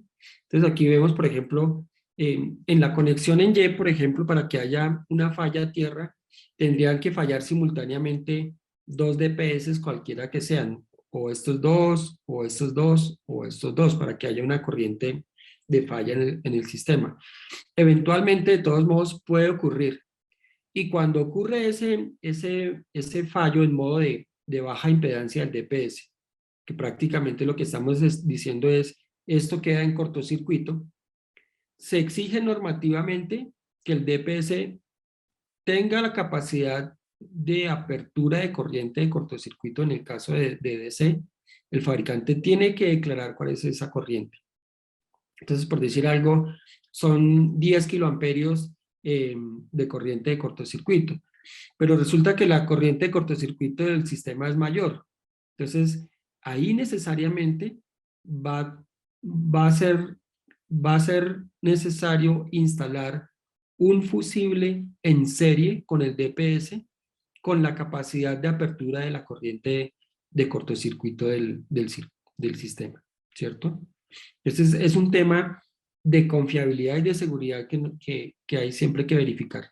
Una ventaja siempre es buscar el DPS o instalar el DPS con una capacidad de apertura de corriente de cortocircuito mayor que la que se tiene en el sistema. Eso implica evitarse fusibles o interruptores adicionales a los que ya existen en la instalación. Qué pena, profesor. Digamos, en el caso de AC, digamos, no, esa corriente con la que yo selecciono la protección no necesariamente tiene que ver con la del impulso, la que viene tipificada al DPS. En el caso de los DPS de AC, es igual de crítico. ¿Sí? No es una característica de desempeño del DPS. Es una característica de seguridad del DPS. ¿Por qué? Porque eso funciona en los DPS tipo varistor, es cuando el DPS ya se daña, ¿cierto? Cuando el DPS se daña puede quedar o en circuito abierto o en cortocircuito. Cuando queda en circuito abierto, pues nadie se entera que el DPS se dañó y ahí puede durar años hasta cuando se quema el equipo y no se evidenció que el DPS estaba en modo de falla en circuito abierto. Para eso se pueden hacer pruebas rutinarias de inspección de los DPS. Pero cuando falla en modo de cortocircuito, que el DPS queda en corto, pues simplemente hay un corto en la instalación y alguna protección tiene que operar, ya sea el interruptor del DPS o el interruptor totalizador. Entonces es una característica de seguridad del DPS.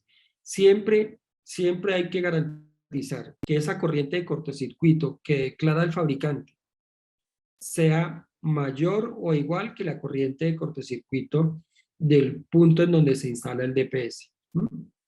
Y si no es mayor o igual, va a requerirse un elemento de desconexión externo al DPS, sea fusible o sea interruptor magnético. Aquí la corriente térmica del interruptor no juega ningún papel, porque en condiciones normales de operación, el DPS, la corriente a través del DPS es 0 amperios. El DPS esa protección solamente va a actuar y operar en caso de modo de falla del DPS en modo de cortocircuito. Entonces lo único que vamos a tener que definir ahí va a ser la corriente magnética del interruptor o la corriente de apertura del fusible del DPS. Aurelio, Aurelio, un complemento para su respuesta. Hay DPS que tienen señalizador de operación, ¿cierto? Sí. Una visual. Sí, todos, la mayoría lo tienen, ¿cierto? Y tienen contactos secos de señalización y bueno, sí, casi todos vienen con esas características. Perfecto. Reforcemos esta pregunta de Camilo. ¿El DPS se instala aguas arriba de los interruptores DC o aguas abajo? Gracias. Depende. Depende qué quiera usted favorecer. Cuando se quiere favorecer la protección del equipo, se instalan aguas arriba. O sea, el DPS puede fallar y ocasiona el disparo de los interruptores. Entonces, el sistema, los interruptores se van a van a operar porque hubo una falla del DPS, ¿cierto? Cuando yo los instalo con su propia protección, aguas abajo, entonces se abre la protección del DPS, pero la continuidad del servicio se mantiene. Entonces ahí estoy favoreciendo la continuidad del sistema a la protección. Entonces, usted puede hacerlo de las dos formas dependiendo qué quiera favorecer. Si quiere primar la protección del equipo sobre la continuidad del sistema, o si quiere favorecer la continuidad del sistema sobre la protección del equipo. Usualmente, siempre se favorece la continuidad del sistema sobre la integridad del DPS. Y para ello, el DPS pues tiene los elementos de señalización de estado que mencionaba el profesor Fernando hace un momento.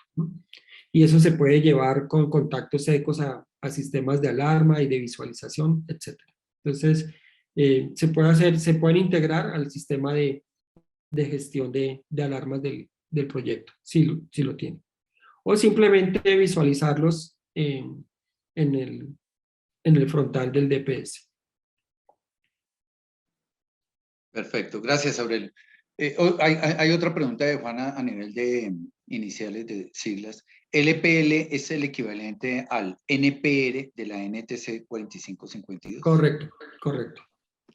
Sí, señor. Pacho, levantó la mano. Sí, digamos en este esquema que tiene ahí, digamos, es complementaria a la pregunta anterior, digamos, no colocó el varistor entre las líneas, entre las líneas activas de los paneles fotovoltaicos, o sea, la entrada positiva y negativa, sino la dejó, digamos, con un sistema balanceado, más o menos, con respecto a tierra. Sí.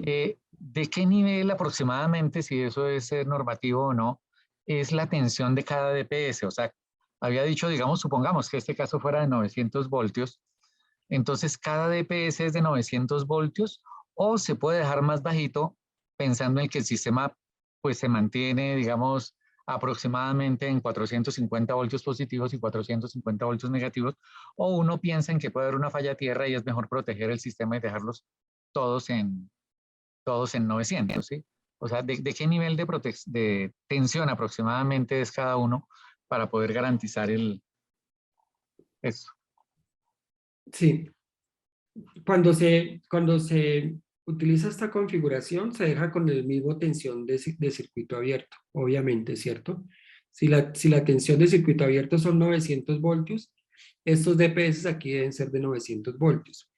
En la configuración en Y, ya se trabaja diferente.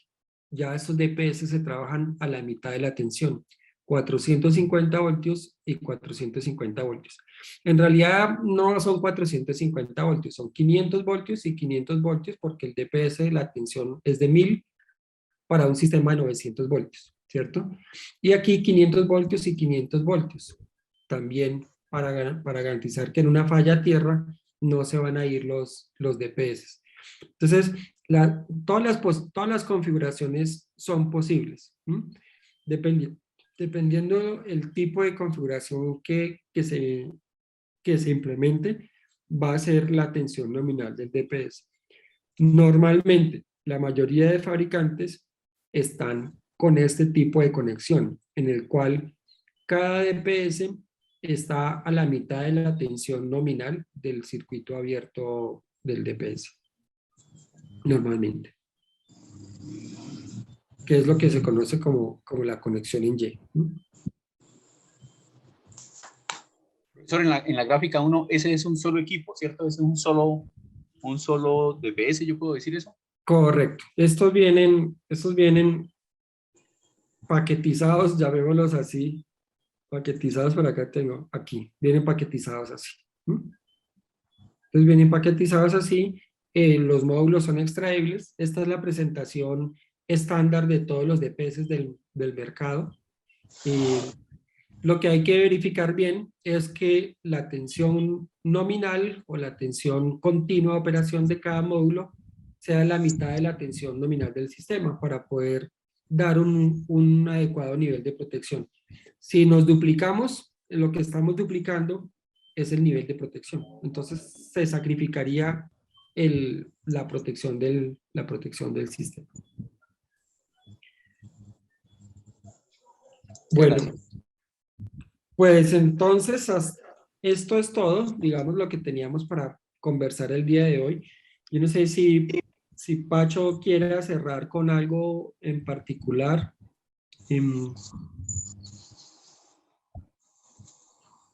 Le puedo robar un minuto porque se me quedó una pregunta de Benjamín. Solo para aclararle a todos los asistentes, el nivel de protección es lo que llamamos tensión residual del DPS. Sí, la diferencia es normativamente. Para determinar el nivel de protección, se mide 15 veces la tensión residual del DPS. Entonces, el nivel de protección es aquel valor máximo de todas las tensiones residuales medidas durante el ensayo. O sea,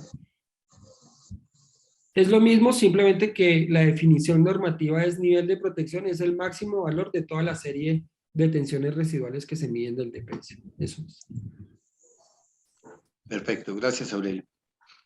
Pacho, entonces si quiere, se nos ayuda. Sí, gracias. Aunque veo todavía 2 manos levantadas, no sé si... Ay, yo no las veo, qué pena. Nos regala el CPT correo. Ingeniería y José Elías.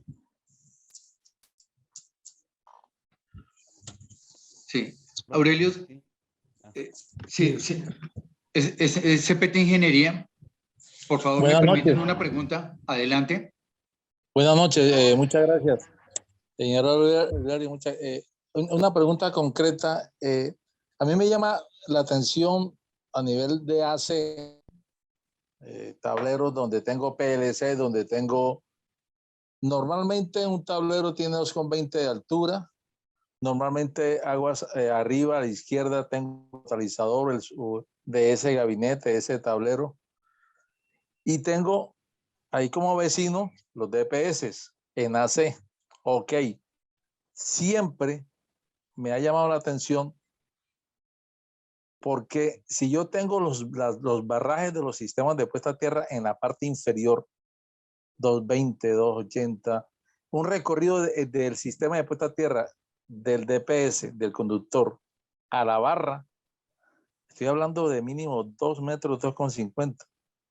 Siempre me he preguntado, y he hecho esta pregunta a muchos expertos en DPS, y no he encontrado, discúlpeme, una respuesta real.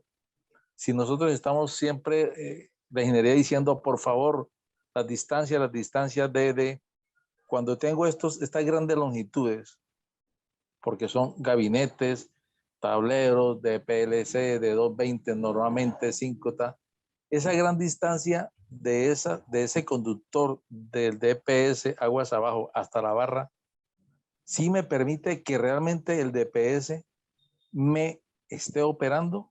Y una segunda pregunta, y disculpe, yo veo que siempre hablamos, la ingeniería nos dice, vamos, ojo con esto, tin, tin, tin, pero el concepto del valor recomendado por confiabilidad, por ingeniería, no por normas, nunca se insiste, y a veces veo sistemas que pienso que son millones de pesos botados ahí con todos estos DPS porque el sistema de puesta a tierra se hace, pero por hacerse, no por ingeniería. Quisiera saber qué pasa con estas grandes longitudes, si realmente el DPS están funcionando o están como sí, el DPS siempre que haya una tensión entre sus terminales mayor que la tensión de reacción o mayor que la tensión continua de operación, él siempre va a responder. Y debe poner en sus terminales el nivel de protección que declara el fabricante, que es un nivel de protección, digamos, de laboratorio, de fábrica. Cuando ya nosotros le agregamos 1 metro a la conexión de la fase y 1 metro a la conexión de la tierra, pues la tensión que va a haber en el sistema no va a ser el nivel de protección, sino va a ser el nivel de protección más la tensión inducida en esos circuitos, en esas longitudes de cable. En tableros industriales, esa es una condición con la que es muy difícil de lidiar. Sin embargo, eso no es lo peor. Lo peor es que dependiendo de cómo se cableen esos conductores dentro del gabinete, pues podemos duplicar aún más la tensión inducida aumentando el bucle dentro del tablero, o podemos reducirla a la mínima expresión también, llevando los conductores de conexión del DPS y el conductor de descarga del DPS de forma paralela a los alimentadores de entrada del tablero. O sea, resumiendo, no es fácil lidiar con la instalación del DPS en tableros industriales, pero sí se puede que la situación sea aún peor si no se maneja una instalación lo más técnica posible. Ahora, los DPS han mejorado su desempeño mucho en los últimos años, mucho. Los primeros DPS hace 20 años, por ejemplo, de tecnología tipo conmutación de tensión, estaban con niveles de tensión residual entre 4 y 5 kilovoltios. Hoy día, la mayoría de los fabricantes están entre 1 kilovoltio y 1.5 kilovoltios. Eso estamos hablando de DPS tipo conmutación de tensión clase 1. Eso permite poder hacer una coordinación energética muy buena con DPS clase 2. Entonces, en tableros industriales bueno, hoy día es más común, pero no es tan crítico llegar a un nivel de protección de menos de 800 voltios en un tablero general, en un tablero principal. Y cuando eso ocurre, se puede hacer un desacople energético fácil entre el DPS clase 1, que puede tener 1.5 kilovoltios más lo que le sumen los cables de inducción, más todo eso, y coordinarlo. Esa inducción incluso en esos casos puede ser hasta favorable para facilitar la coordinación energética con un DPS clase 2. ¿En dónde se da ese tipo de situaciones? Por ejemplo, cuando en el tablero de potencia, donde está el DPS principal, tenemos un equipo electrónico crítico, como por ejemplo una transferencia automática, el controlador de una transferencia automática.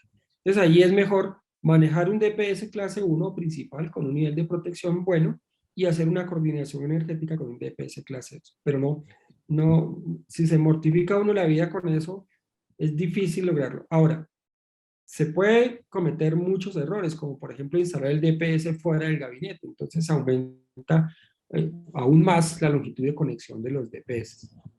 Lo ideal siempre es, desde la parte de ingeniería, tratar de prever la instalación de los DPS para reducir los lazos, los cables de conexión y los lazos inductivos del circuito de descarga del DPS. Lamentablemente en una situación de virtualidad, pues tal vez con un tablero sería mucho más fácil ilustrar la situación. Espero que de pronto tengamos otra oportunidad para revisar un poco posibles variantes y soluciones a esa situación que se puede presentar. Muchas gracias, muchas gracias. Muchas gracias. Gracias, Aurelio. Bueno, Pacho, yo creo que no veo más. No veo más observaciones. Estaba con la mano levantada. José Elías, no sí. sé si... Ahora, profe. José Elías, ¿tiene la mano así levantada? Sí, señor. ¿Me escuchan? Sí, escuchamos. Mira que en la teoría la salida de los inversores siempre está con el diagrama de 3 líneas y un neutro, con lo cual los DPS más comunes son 3F más N. Sin embargo, es posible que los inversores se configuren para instalación en su salida AC, ya sea en delta o en estrella. ¿Hay una solución para instalar DPS en delta? Sí, sí los hay. De hecho, para la salida en delta, el DPS se instala de la misma forma que para la conexión en Y, en modo común, o sea, entre cada línea y tierra. Solamente que en este caso, la tensión continua del DPS se toma como la tensión línea-línea de la instalación. O sea, si la salida del inversor es 200 voltios, 120 voltios, si es en Y, el DPS se instala línea tierra o línea neutro con 150 voltios, que es los 120 voltios más los factores de margen de seguridad que se le da al DPS. Pero si la salida no es en Y, sino en delta, entonces el DPS ya no se selecciona para 220 voltios, ya no se selecciona para 120 voltios, sino se selecciona para 250 voltios. Y se instala a la salida en delta entre línea y tierra, dimensionado con la tensión línea del sistema. Se puede complementar esa instalación en modo común con una instalación entre líneas con varistor también de la tensión línea, pero no, eso no le agrega un beneficio mayor a la protección del equipo o de la instalación. Con la instalación en modo común entre línea y tierra es suficiente. Lo que cambia entre la Y y la delta es la especificación de la tensión continua de operación del DPS. Es lo único que cambia. A ver si te entendí. O sea, puedo instalar un DPS, 3 fases con neutro, o sea, 4 polos, para una instalación en delta, sin cablear el neutro. Simplemente que dimensionando la tensión como línea y no como una tensión de línea neutra. Correcto, sí señor. Sí señor. Y tendría que hacerlo así, ¿no? Si lo dimensiona con la tensión línea neutra, en la primera falla tierra se van a quemar los módulos de los DPS. Ok, ven, no sabía que... No se escucha casi, José Elías. No sabía que... ¿Sí me escuchan? Sí, suave, pero lo escuchamos. Que sin cablear el neutro me funcionaba el DPS. Sin cablear el neutro funciona, pero tiene que ponerlo a tierra, ¿no? Listo, muchas gracias.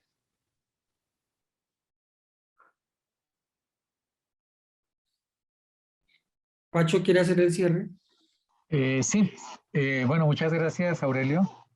Quería, digamos, escuchando, digamos, las preguntas que hacía la gente, los asistentes, digamos, hacer algunas, como decía Fernando, unos tips de aclaraciones o de manejo de cosas, ¿no?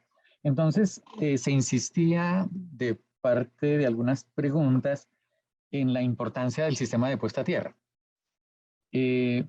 Digamos, en general, no digo que siempre, sino que en general, lo saben, en la mayoría de las veces los sistemas de puesta a tierra son para proteger a las personas. O sea, normalmente uno no hace un sistema de puesta a tierra para proteger a los equipos. Normalmente los equipos se protegen con el método que presentó Aurelio ahora de equipotencialización entre líneas, ya sea entre líneas y los chasis, o entre las líneas y el neutro, o sea, digamos todos los elementos conductores que pueda haber. Y ya la puesta a tierra principalmente es para proteger lo que se encuentre entre los equipos y tierra, y eso normalmente son personas, ¿no? O sea, que la gente camina por ahí cerquita. Entonces, la puesta a tierra principalmente es para eso. O sea, un mal sistema de puesta a tierra, digamos, tierras independientes, no como las mostró Aurelio ahorita, la tierra del sistema de protección contra rayos y la tierra del sistema de potencia, pueden ser diferentes, pero si están cerquita, pues deben ser uno solo, que fue lo que él comentó, digamos, las distancias críticas que podía haber. Entonces, pues ahí sí, como dice uno de vez en cuando en estas conferencias, pues si van a caer rayos, mejor que le caigan al vecino y no a nosotros, ¿no? Entonces, el sistema de protección contra rayos es conveniente que esté lejos para que no nos meta corrientes de rayo en el sistema. Sin embargo, a veces no se puede, ¿no? O sea, a veces vuelve casi imposible separarlos y toca convivir con los dos.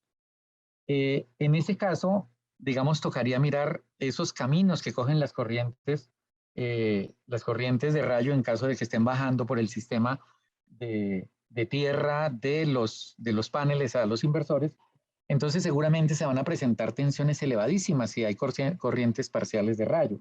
Yo hacía una cuenta por aquí, se pueden presentar solamente en una distancia de 20 metros, si llega a haber corrientes parciales de rayos, se pueden presentar diferencias de potencial de 40 o hasta 100 kilovoltios. O sea, eso exige de alguna manera que tengamos protección a la salida de la línea y a la entrada, que era lo que Aurelio decía y que alguien preguntaba que si 20 metros era suficiente. Digamos, 20 metros es relativamente cerca si son tensiones inducidas, pero si hay corrientes parciales de rayo, 20 metros es una distancia gigante, porque los niveles de tensión, digamos, que se pueden presentar son muy grandes. Entonces, digamos, habría que evaluar esa parte, depende ya de la instalación que tenga cada persona. Ahora, un sistema de puesta a tierra equivocado, digamos, dentro del sistema de paneles tenemos sistemas independientes para cada conjunto o cosas de esas, o una tierra interrumpida desde los paneles lejanos hasta los paneles cercanos. Eso sí se vuelve grave porque en caso de un rayo que caiga sobre el sistema de paneles, si es factible que eso suceda, entonces se va a ir es por las líneas de potencia y nos va a generar unas sobretensiones gigantes. Entonces, un mal sistema de puesta a tierra sí puede generar daños en el sistema. Alguna vez en ASIEM, cuando nos hicieron una pregunta sobre la importancia, digamos, de la puesta a tierra, uno mostraba lo siguiente, que es exagerado, pero es importantísimo verlo de esa manera. Este sistema de paneles e inversores y, digamos, conexión con una red, el lío es que las redes sí normalmente están aterrizadas, pero pensemos en que no. ¿Eso podría funcionar en un globo? O sea, una resistencia de puesta a tierra infinita. Y sí, puede funcionar en un globo o en un avión. Y no tenemos conexión a tierra. Lo importante es que las interconexiones entre los sistemas sean, que no permitan sobretensiones entre ellas. Pero con respecto a tierra no es problema, ¿no?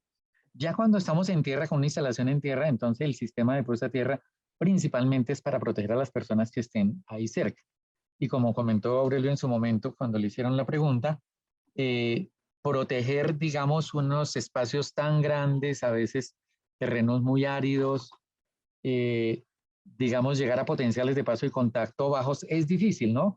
Obviamente, si son sistemas como los que ya se están instalando ahora, que son gigantes, ya de hartos megavatios, pues es tan grande el sistema de puesta a tierra que seguramente los potenciales que se van a presentar no van a ser tan grandes. Y entonces uno, pues con el propio sistema de puesta a tierra que tenga de interconexión en el piso, con las estructuras y todo eso, pues podría ser suficiente. Pero en un sistema pequeño, digamos, cuando yo digo pequeño estoy pensando en una granja de 20, 30, 40, 100 kilovatios, una cosa relativamente pequeña. Entonces es posible que sí el sistema queda bastante expuesto a que la gente que esté por ahí quede comprometida en caso de rayos directos. O sea que ahí sí toca jugarle a las probabilidades y si hay peligro de tormenta, pues la gente no debe estar así. O si no, tocaría hacer un sistema de puesta a tierra como el que haríamos para una subestación, que nos protege tanto de fallas del sistema de potencia, que a veces estas subestaciones, estos sistemas fotovoltaicos están conectados a subestaciones del sistema de potencia, entonces nos protege tanto para fallas del sistema de potencia como nos protege contra los rayos. Entonces nos tocaría hacer algo así de robusto como se utilizaría para una subestación de esas de 115 o 230 kilovoltios para poder garantizar la seguridad de las personas. Entonces, me parece importante hacer esa salvedad de que un mal sistema de puesta a tierra sí puede dañar el equipo, pero la inexistencia de la puesta a tierra no necesariamente daña los equipos, sino sería peligroso para las personas. Los sistemas fotovoltaicos en general están muy expuestos, o sea, es importantísimo que tengan un sistema de protección contra rayos, un sistema de captura, o si ellos mismos están destinados o sea, los paneles mismos están expuestos a que les caigan rayos porque no tenemos un sistema adicional, entonces la instalación debe adaptarse, digamos, a esa situación, ¿sí? Porque normalmente, pues, el sistema de paneles solares está o en el techo de un edificio o está en un espacio abierto muy grande donde cerca no hay nada y no debe haber nada porque si no nos bloquea la luz del sol a ciertas horas. Entonces, digamos, tienen ciertas características de una alta exposición a los rayos y por eso, digamos, da la importancia de ese tipo de protección. Alguien preguntaba que por qué antes no se hacía eso, que si eso es nuevo. Realmente no es nuevo, lo que pasa es que solamente lo utilizaban algunas aplicaciones. Por ejemplo, la gente de comunicaciones normalmente ha manejado sistemas de protección contra rayos. En los edificios antiguos, cuando llegaba un cable con todas las cables telefónicos del edificio, lo primero que uno encontraba a la entrada era la cantidad de descargadores, lo que llamaban el strip telefónico, y eso estaba lleno de descargadores, digamos, similares a los que presentó Aurelio ahora, que protegían tanto modo común como falla, como sobretensión a tierra, perdón, sobretensión entre líneas, y estaban, solo que nosotros no éramos conscientes de eso. Si uno destapaba esos tableros por allá de los años 70, pues estaban llenos de descargadores de gas normalmente, que eran los que protegían toda la instalación, porque como son instalaciones que vienen desde tan lejos, pues la posibilidad que trajeran sobretensiones era importante. Entonces no es un tema novedoso, sino que ahora como estamos tan expuestos y pues se necesitan y se pusieron de moda, digámoslo así. Ahora, así como ponemos en una instalación protección contra sobrecorrientes, ya casi que se vuelve obligatorio poner protección contra sobretensiones, ¿no? En una era contra incendios, aquí era contra fallas que pueden generar cortocircuitos que a la postre también pudieran generar incendios. Entonces quería, digamos, resaltar eso. No sé si Aurelio lo había trabajado los otros días, pero me parecía importante resaltarlo con base en lo que conocía de la conferencia. Gracias. Perfecto, gracias Facho, gracias Aurelio. ¿Algún otro detallito, Aurelio? Pero yo creo que sí se desarrolló la idea de la equipotencialización y ya las configuraciones. Sí, Bueno, solamente yo pienso, como lo planteé la vez anterior, aquí estamos hablando de temas de confiabilidad. Mientras la confiabilidad de la instalación sea importante, pues habrá que tener en cuenta este tipo de consideraciones. Cuando no sea importante, pues se puede dejar que pase lo que sea. Y lo otro es que mientras la tecnología de fotovoltaica no madure en el país y no se sienta realmente el impacto de esta problemática en los costos de operación y mantenimiento, pues va a costar un poco de trabajo concientizarnos sobre el uso de estos elementos. De todos modos, el llamado es sí para los que hacen ingeniería, que tengan en consideración que deben existir, que se deben considerar, y pues que ya de pronto sean los financieros los que decidan si lo instalan o no lo instalan, pero por lo menos desde el punto de vista técnico, contemplarlo y tenerlo considerado. Creo que era mi reflexión final, Fernando. gracias, sí, para el cuidado de las inversiones. Pues gracias Aurelio por todo el trabajo, por compartir su experiencia. Gracias Francisco por entonces el cierre que nos da el tema técnico. A los que están aquí presentes, pues están cordialmente invitados a dos eventos. Uno, a la presentación de los trabajos de diseño de sistemas conectados a la red que desarrollará la 7ª promoción. Y invitarlos también para el jueves 11 de agosto, que haremos la conferencia inaugural del 8º Diplomado de Instalaciones Fotovoltaicas. A todos muchas gracias. No olviden que van a poder ver el video de las 12 o los dos videos de la sesión del martes y de hoy, descargándolo a través del enlace del Laboratorio de Innovación en Alta Tensión y Energías Renovables. A todos muchas gracias. Hemos cumplido la agenda y por favor cuídense mucho. Y los que son del diplomado, recordarles entonces que el sábado 28 tenemos la primera sesión con el primer grupo y el 4 de junio la segunda sesión de prácticas de laboratorio en el campus.